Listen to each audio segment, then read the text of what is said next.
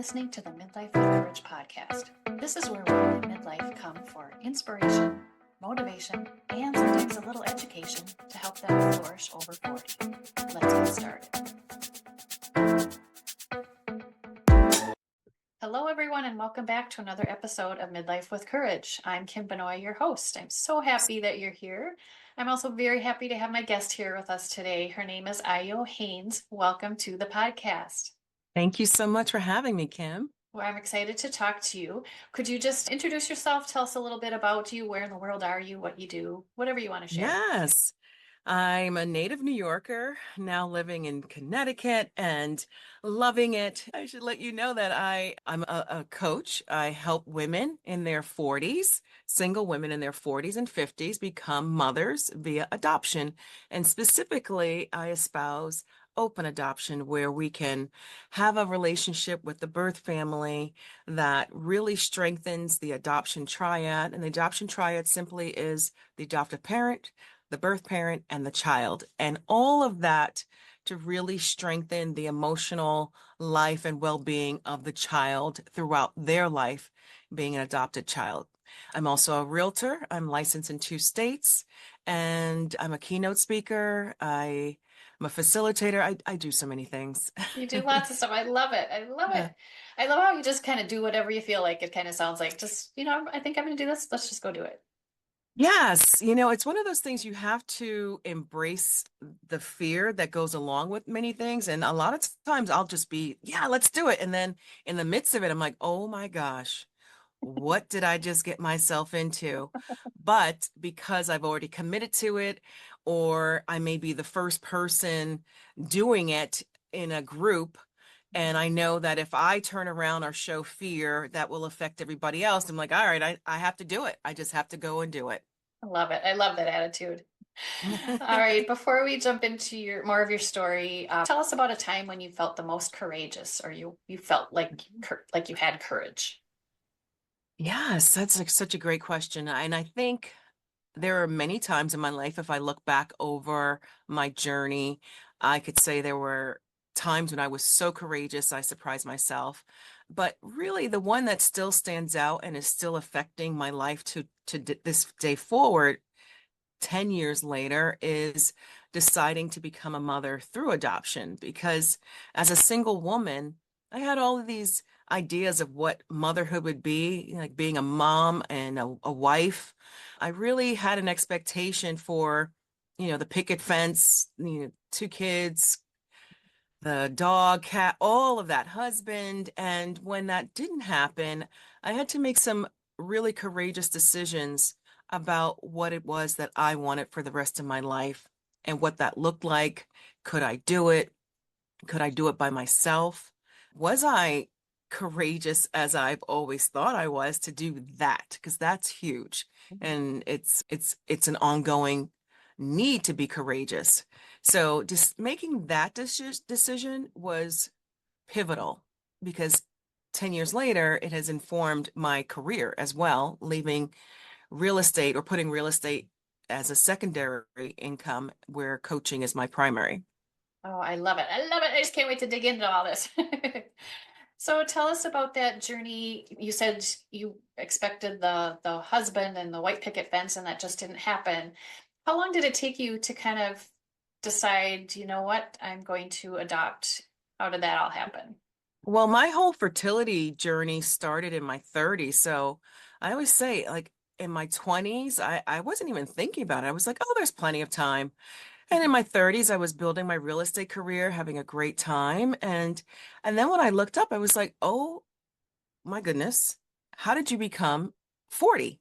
How did you become 41, 42? Like, it just kept going. And I'm waiting for a relationship to come and or to develop to a level that would be fruitful in a marriage. I was dating a guy at one point, and you know how it is when and maybe you don't, but in my instance, you meet somebody and you're like, okay, this might be the one, but I have to wait like a year because that's what people say. We have to get engaged. And then you start counting the numbers. Okay, so 40, 41, 42, like you go, the math ain't mathin'. Right? And so it was a long process. I tried IUI, I tried IVF. So I would literally say over 5 to 7 year window of really going every other route that I possibly could, and then realizing I could keep depleting my bank account with costly fertility treatments, putting myself through this up and down emotional experiences of taking a pregnancy test and seeing it say no, and interpreting little symptoms in your body and going, oh my, okay, I'm pregnant. And like, oh no, I'm not pregnant. And I had a really great relationship with a cousin of mine who decided to adopt, and her experience was so unique. And I thought, well, if she could do it, I could do it. And that was really when I decided, okay, it's time. And that I think I was 45, 44, 45 around that time.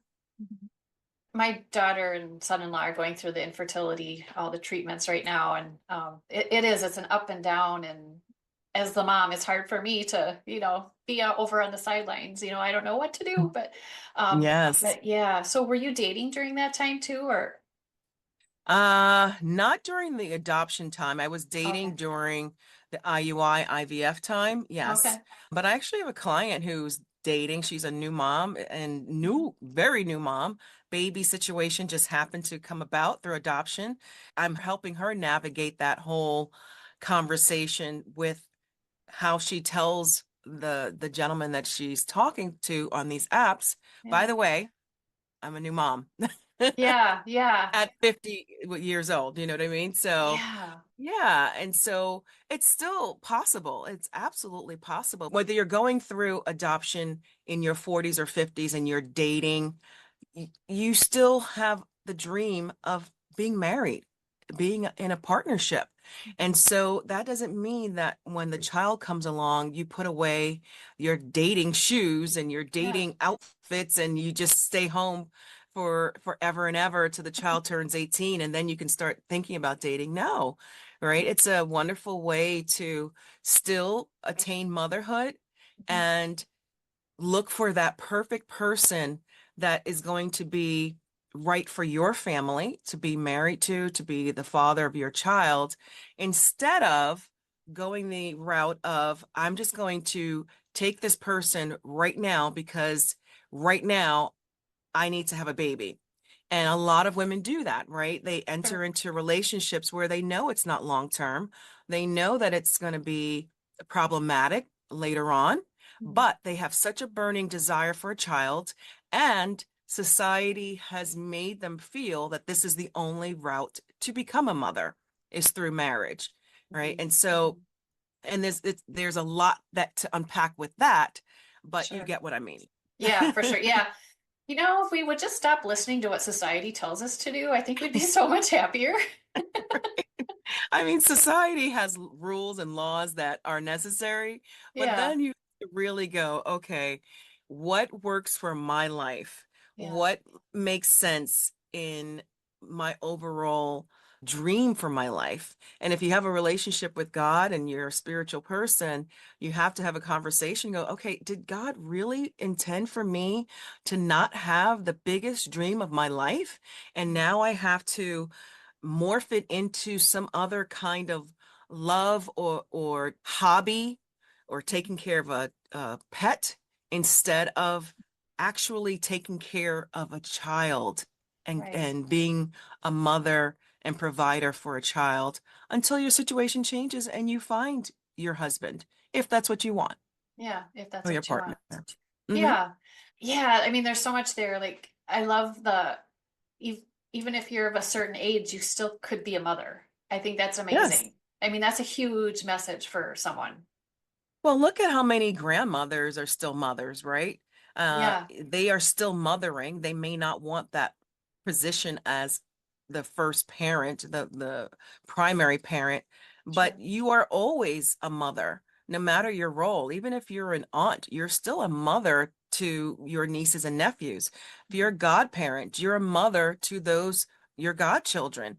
So mhm, you're always in this mothering stage, but it just depends on whose child are you mothering, right? If you have a Right. desire to mother your own child, then by all means you should. Yeah. And you are providing a child a life that would be incredibly different if they were not placed for adoption.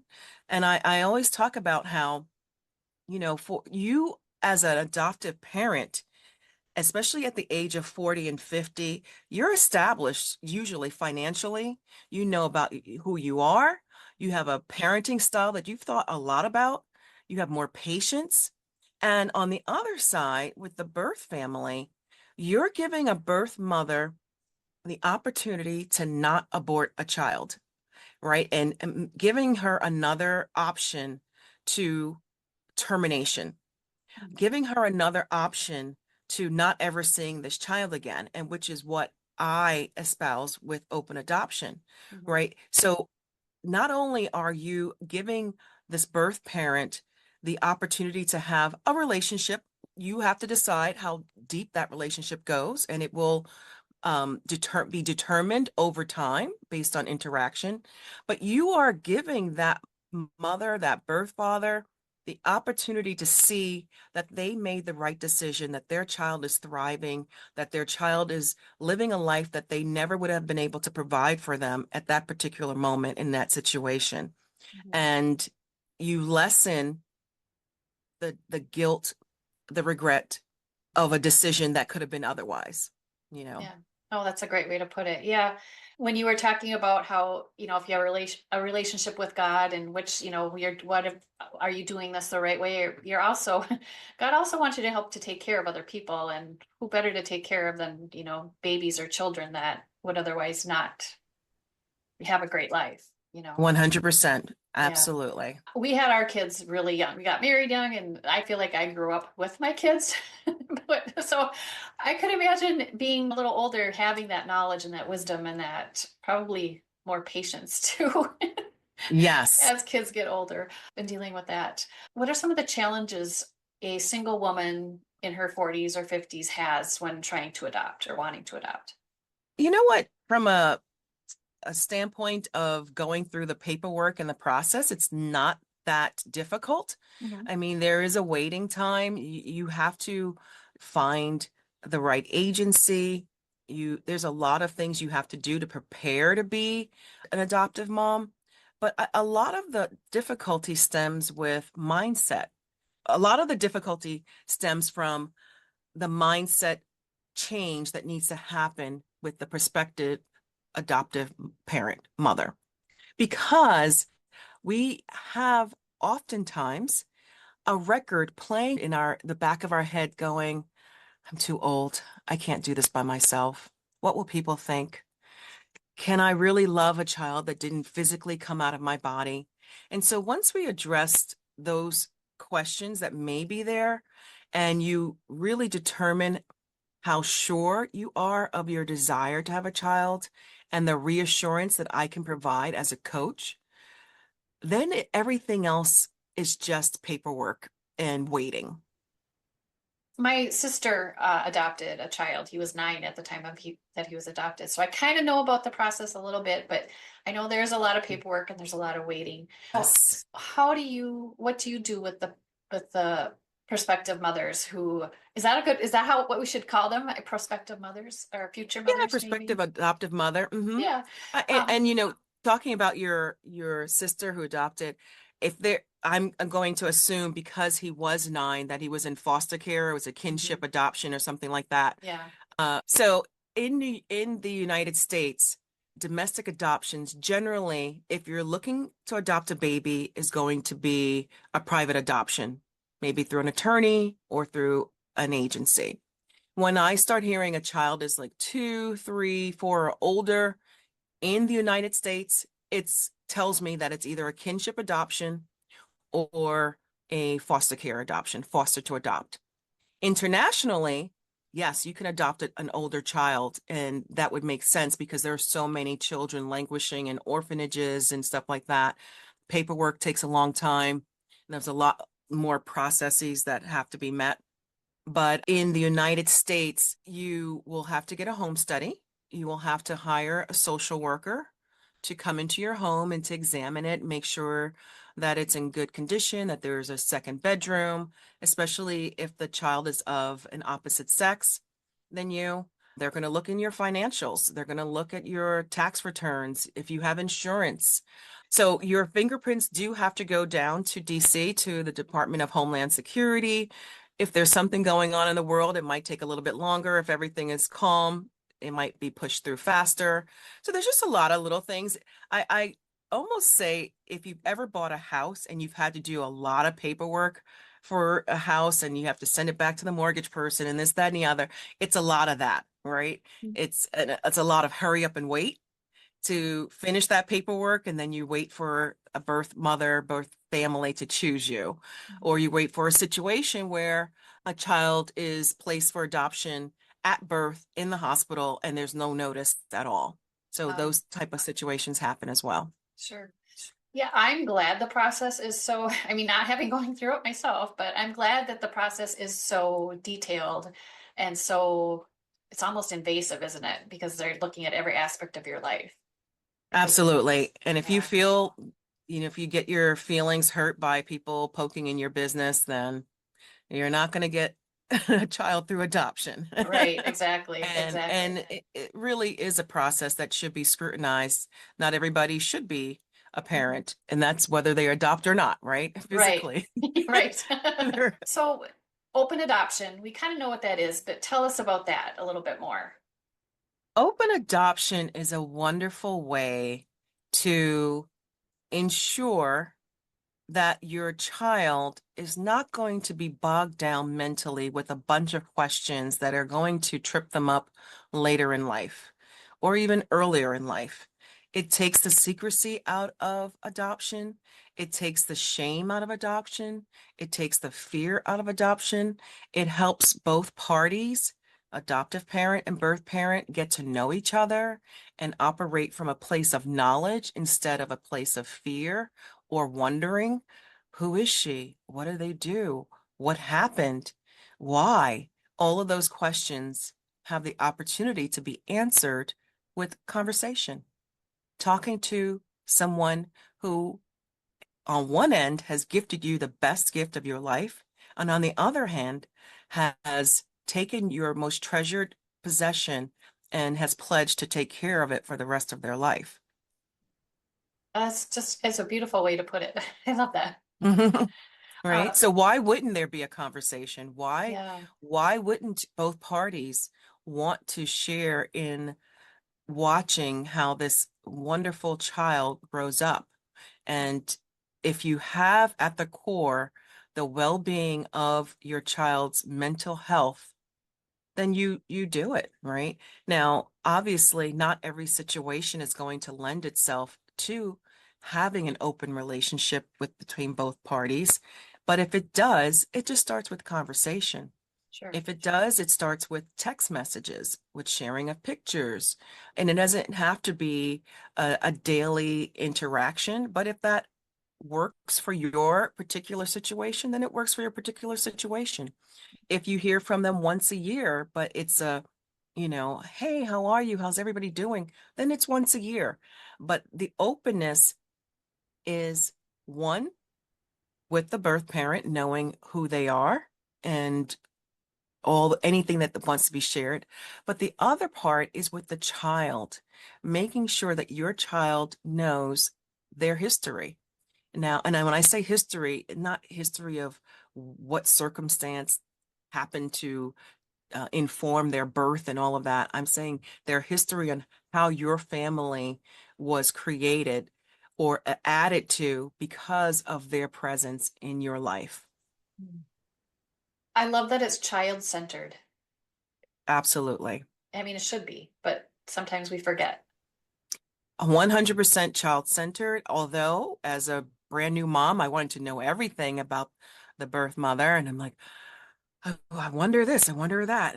But then, you know, I was able to get information over time, but Mhm, most importantly, I want to ensure the mental health and stability of my child mhm, and that she feels that she's no different than if she came out of my body herself. mhm. Yeah, so there's no reason to be shameful on either side, right? I'm Right. like, she's amazing. And it just so happens that many people do not even know that she's adopted unless it comes up because we look alike. We Oh, happen to look alike. just worked out that way. It did, yeah, Oh, that's exactly. cool. So when did she start? If you don't want me to ask questions about this, just say, oh, no, not going to answer. Did she start asking you, or was it just something she already always knew that she was adopted and what that meant? Or did she kind of start Yeah. asking you questions at a certain point? No, it was something that I started to decide it was probably time to bring into a conversation. Like, what is adoption? You know, you just get a book and you start reading, and the book is endearing, and it opens up conversation of how you can bring this up. And Mhm. I said, just like in this story, this child was brought into this family. That's how it was with you. And mama wasn't able to have a baby in her tummy. So another woman blessed me with you, and God made that happen. That's it. It's as simple as that, Yeah, right? I love it. I love And it that. goes deeper as they get older and they have more questions, Sure. but it doesn't, you're not piling on a bunch of emotional baggage and history on them. No, it's just Yeah. this is what it is. This is how our lives came together. Yeah, I love that. That's amazing. And it's like for anything when you're dealing with children, you just give them what they can understand at the time. And then when they need to know more, they ask, and then you tell them, what's appropriate. Absolutely. Right. And you just keep that line of communication open, and it helps that she Yeah. gets to see her birth mother Hmm. at least once a year. And so, they spend time together. I never wanted to have the feeling, I never wanted fear to rule my life Hmm. in any situation, but especially in this one. And even back in the hospital, I had the opportunity to have my own room with her, to bond with her. And, a call came in from the doctor and said, the birth mother wants to spend time with her. Are you okay with that? I said, absolutely. And, people in my family who are well-meaning and friends, they were like, why would you allow? Aren't you afraid? I'm like, no. First of all, I don't want the birth mother to have any regrets to hold this adoption up. I want her to be absolutely okay with her decision. And the only way I know how to make that happen is that I have to be myself. I have to say, I have to be giving, I have to be nurturing, even to her.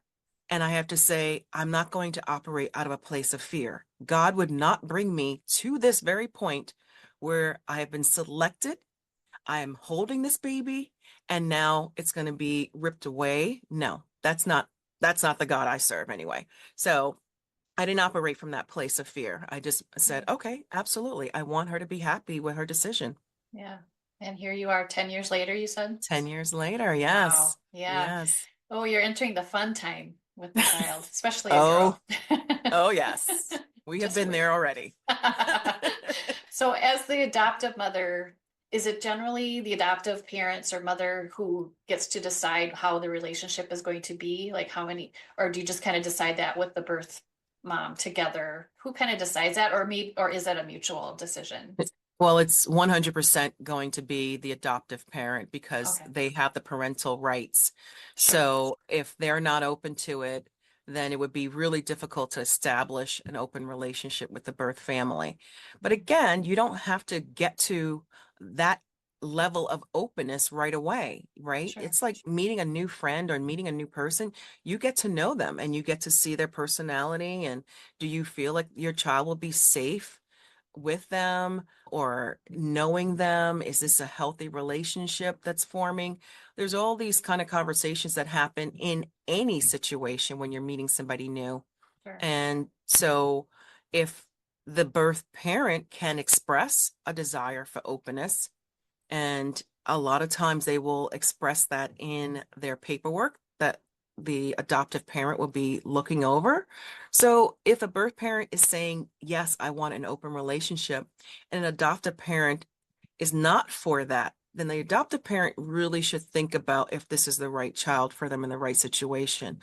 But all I can say is that if I could encourage any adoptive parent, within reason that the situation is reasonable, you should absolutely be operating from a desire to have an open relationship because it only helps your child. And in my 40s, when my child is going to be in her teens and later, I actually don't want to spend a whole lot of time going back and forth to a psychologist or a psychiatrist. I really want to Right. be on the beach somewhere retired. You Right. know? Yes. So it Totally is makes like, sense. right. So if I Yeah. could clarify, get things smoothed out now, set a great foundation for a Mhm. healthy mental process, even for my child, especially, Mhm. and working those things out, being able to talk about difficult conversations and have difficult conversations, then that's what we all should be doing, right? To build up strong kids who are not going to buckle when the first emotional pin drops and then Sure. it's that straw that broke the camel's back, right? No, we Yeah. don't want that. We want No. to raise strong kids. Yeah. So wonderful. So how do you help other women as in tell me your title again so I don't say it wrong. Open adoption success coach. Yeah, how do you help women? Like where in the process are they when they come to you or how does that all work? It depends. So I have clients who are in the process of thinking about doing this, and they have maybe tried the process, adoption process, and they're finding it overwhelming, and they want somebody to really hold their hands through the process and educate them and tell them what's next. And someone who's there at that point, I'm not having conversations quite yet about, how to develop an open relationship with the birth parent, right? They don't Sure. have the baby yet. Now, I have other clients who do have the babies, and this is a conversation that's starting to happen, right? We Mhm. always have to establish what the other side wants and then what you're ready for, right?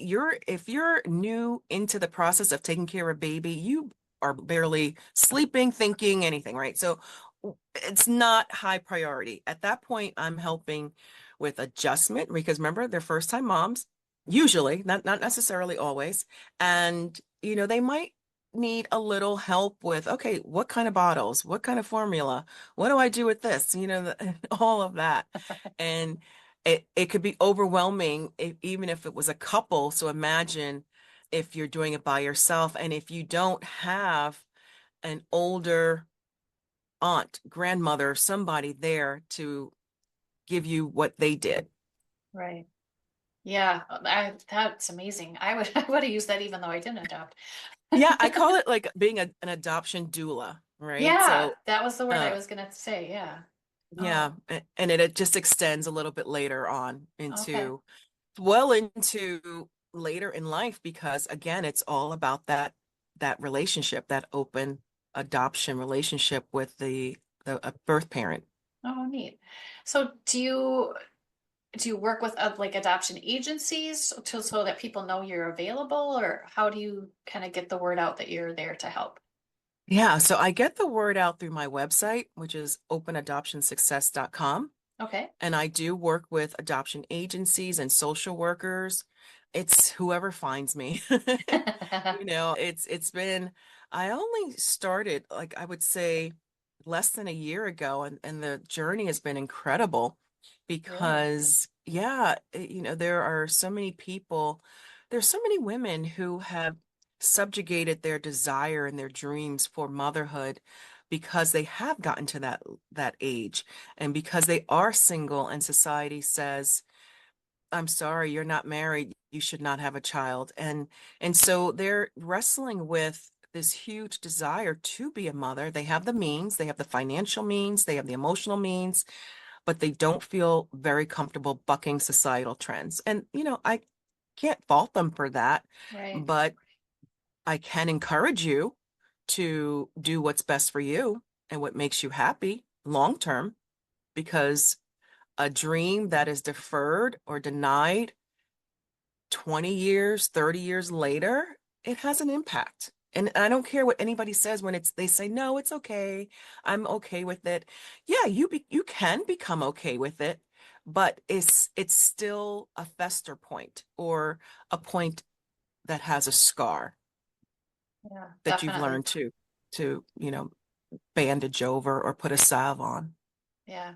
Those scars have a way of coming up to the surface though, like you said. Absolutely. Yeah, they Yeah. do. So where do you find the energy for a 10-year-old or a child or even a new baby? Is Right. that something that you kind of deal with a little bit too with new moms? Well, yes, but imagine that you got your most passionate item that you've always wanted, right? Sure. Yes, you're going to be physically tired, but then you are running off the gas of, oh my gosh, I am literally holding my miracle, something that I didn't think that I ever could have. You can imagine how much fuel that will put in the tank for you. Sure. And so, yes, there's a physical aspect of it that is you're going to have to get around, but there are ways to get around it, right? You have to have a community of people that can help you, that can babysit for you, that are trustworthy, that when you need to go take a nap and you take a nap with the baby and you still go, try to get your hair done and do those things that make you feel human. and and also you try to minimize those type of situations that are going to have long-term effects. So I'm a very huge proponent of glass bottles versus plastic bottles, right? I made my daughter's formula from scratch because I didn't like what I was reading in on the labels of the formulas, right? So there are certain things that behaviorally will be impacted based on chemicals that are added into our child's life. Mhm. So if you can minimize that, right? And I'm a proponent also of chiropractic care. My daughter had her first chiropractic adjustment at 4 days old, Mm, and she was not gassy. She slept through the night. She was a great baby. And I'm pretty sure it's because of chiropractic care sure. and the great formula I gave her. So let's minimize the things that we can control, the Mhm. external influences that will give you a cranky baby, a gassy baby, a colicky baby, and who will sleep through the night and let you sleep through the night. And that right there is huge. Yeah, for sure. I love all those things. Yeah. Oh, that could be a whole other podcast, but but yeah, I think too, as you get older too, I mean, like we said before, you have more wisdom and kind of go with the flow a little bit better. So that probably helps as well when you're taking care You of know, this new that's person. Yeah, it's funny because I this week have been reading about Solomon, right? And Solomon prayed for wisdom and knowledge. And I used to always pray for peace and understanding. And I was like, oh, interesting. He's been praying for wisdom and knowledge. That's my new prayer, right? Because with Yeah, wisdom, you have the answers. You're not fearful. If you have wisdom, there's no fear because you know. what what you know. Yeah, that's amazing. I love that too. Have to Hmm. do that too. Wonderful. So you already said your website, adoptionsuccess.com. Is there Right. any other way that people could reach out to you if they wanted to find you?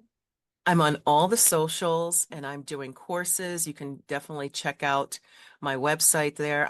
If you are wanting to hire me to come and speak to a group of women, you can go to bookayohaynes.com. And I'm really excited about shesextraordinary.com, which is a summit that I'm creating for women, focusing on women from 30 to 60, which is that key time period where I was dealing with all the things that we were talking about. So career, child, relationships, finances, menopause, taking care of an elderly parent, all these things that we as women deal with. And I just wanted at many key points during that time to say, who can I talk to about this? Who can inspire me? Who can give me some knowledge and wisdom through their own experiences? And so I created this incredible summit called shesextraordinary.com, and you can go to that, and tickets will go on sale in the new year. Super excited about the lineup of celebrities that we have coming. Oh, neat. So yeah, it's Wonderful. exciting. We'll put a link to that, of course, too, into the show notes so people can check that out. Awesome. Wonderful. So if someone is out there, a mom, single mom, 40s, 50s, what would you suggest would be her first step if she's interested in becoming a mother through adoption? Yeah, so if a single woman is interested in becoming a mother, reach out to me. You can find me on the different socials on my website, and there's a questionnaire that I have there. I also have a blueprint that is almost ready to be dispensed, so they can also sign up ahead of time because as soon as it's ready, I will be sending to the email list. I do blogs weekly. It's a conversation. Just drop me a DM. I find a lot of times, Kim, that because of the subject matter, people are reluctant. I don't want to say embarrassed, but reluctant to say, I was thinking about that when they're looking at one of my posts. They Mhm. won't do that in the comments, but they'll send me a DM. And Uh, that's where they feel more confident and comfortable. So sure. go ahead and drop me a DM. Yeah, Let's have a wonderful. conversation. Yeah. We Yeah. can do a 15-minute call and really talk about your next steps and what might be holding you back from achieving your lifelong dream of motherhood. Yeah, wonderful. Well, Ayo, before we say goodbye, is there any one last little message you want to share with the listeners? My message that I always love to share with people is to do that thing that God put you on this earth to do, that lights you up, that makes you happy, that is going to bring more light into the world. Do that as your mission on this earth to be of service to others. I'm clapping quietly. I love that. Wonderful. Well, Ayo, thank you so much for joining me today. I know people will have some questions and I hope that they will reach out to you. And like I said, hope we can spread the word that it's not too late to be a mom, even if you're, this midlife time. Absolutely. All right, you take care. We'll talk to you soon. You too. Thank you for listening to Midlife with Courage. If you liked what you heard, I would love it if you would leave a review, or even better, send a link to this episode to your friend. Until next time, take care of your beautiful self.